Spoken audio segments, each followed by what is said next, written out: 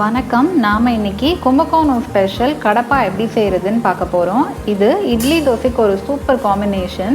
வாங்க இது எப்படி செய்கிறதுன்னு பார்க்க ஆரம்பிக்கலாம்.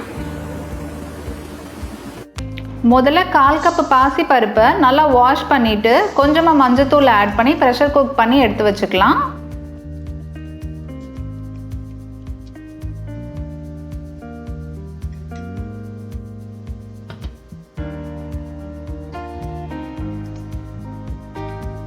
பாசிப்பருப்பு நல்லா குழஞ்சிருக்கணும். அதனால 3 இல்லைன்னா 4 விசில் வந்தாலும் பரவாயில்ல.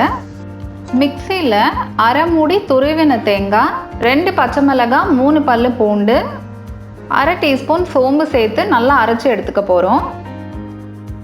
இந்த மாதிரி ஸ்மூத் பேஸ்ட்டாக அரைச்சி தனியாக எடுத்து வச்சுக்கோங்க. பேனில் கொஞ்சமாக எண்ணெய் விட்டு எண்ணெய் சூடான உடனே கொஞ்சமாக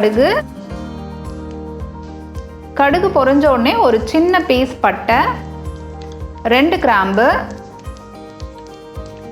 அரை டீஸ்பூன் ஜீரகம், ஒரு சின்ன பிரியாணி இலை, இது எல்லாத்தையும் ஒரு வாட்டி நல்லா கலந்து விட்டுக்கோங்க.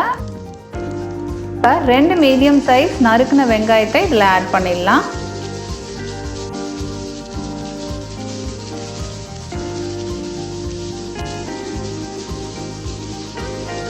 கொஞ்சமாக கருவேப்பிலை, 2 பச்சை மிளகாய் கீர்னது அதையும் போட்டு நல்லா வதக்கிக்கலாம். இந்த வெங்காயத்தோட வெங்காயம் நல்லா வதங்கினதுக்கப்புறமா 2 மீடியம் சைஸ் உருளைக்கிழங்கு கொஞ்சமாக உப்பு மஞ்சத்தூள் சேர்த்து வேக வச்சு தோல் உரித்து கட் பண்ணி எடுத்து வச்சுருக்கேன். அதையும் இதில் போட்டு நல்லா வதக்கிக்கலாம்.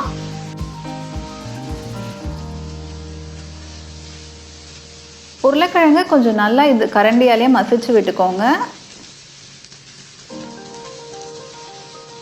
இப்போ நம்ம வேக வச்சு எடுத்து வச்சுருக்க பாசி பருப்பை இதில் ஆட் பண்ணிடலாம்.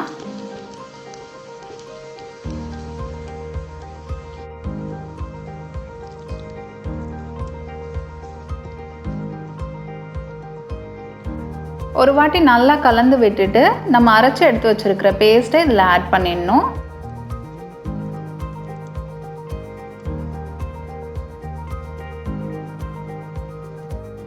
நல்லா கலந்து விட்டுட்டு இந்த ஸ்டேஜில் உப்பு செக் பண்ணி தேவைப்பட்ட உப்பு ஆட் பண்ணிக்கோங்க. கொஞ்சமாக தண்ணி சேர்த்துட்டு மூடி போட்டு ஒரு 5-10 நிமிஷம் நல்லா வேக வச்சிடலாம். இதை 10 நிமிஷத்துக்கு அப்புறம் இப்போ மூடியை எடுத்துடலாம். மூடியை எடுத்துட்டு ஒரு 2 நிமிஷம் போல் கொதிக்கட்டும். அதுக்கப்புறம் சுவிட்ச் ஆஃப் பண்ணிடுங்க. சுவிட்ச் ஆஃப் பண்ணதுக்கப்புறமா ஒரு சின்ன பீஸ் லெமனை இதில் நல்லா பிழிஞ்சிடலாம், லைட்டாக புளிப்புக்காக. இப்போ இதை ஒரு சர்விங் பவுலுக்கு மாற்றிடலாம். கொஞ்சமாக கொத்தமல்லி, அரை டீஸ்பூன் தேங்காய் எண்ணெய் விருப்பப்பட்ட ஆட் பண்ணிக்கலாம். இது இந்த கிரேவிக்கு ஒரு டேஸ்ட் ஃப்ளேவர் கொடுக்கும். அவ்வளோதான், நம்ம சூப்பரான கும்பகோணம் ஸ்பெஷல் கடப்பா எப்படி செய்கிறதுன்னு கற்றுக்கிட்டோம்.